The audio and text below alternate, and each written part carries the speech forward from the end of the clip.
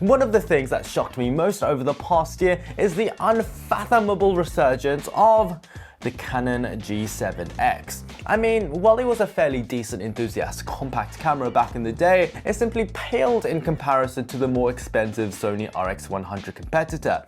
It was a camera that sort of existed but didn't really resonate with a lot of consumers.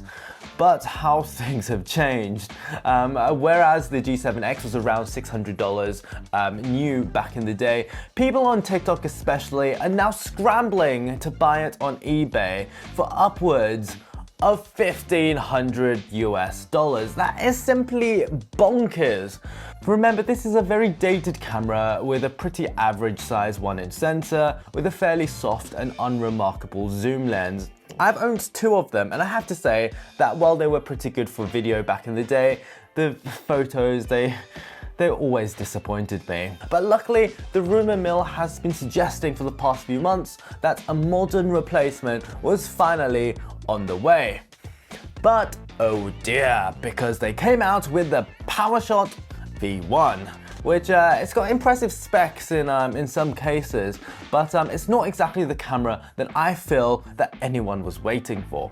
While it's got a massive micro four thirds sensor, for instance, which is, really big for a compact, it does have a very odd lens, a 16 to 50mm equivalent f2.8 to 4.5 zoom lens, which feels very slow to me. And when you've got a zoom lens like that attached to a fairly large sensor, it means that the camera is actually quite chunky for a compact.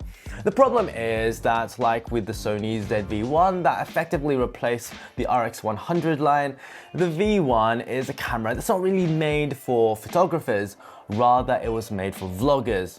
Imager of says, on paper, the perfect vlogging camera. Well done, Canon.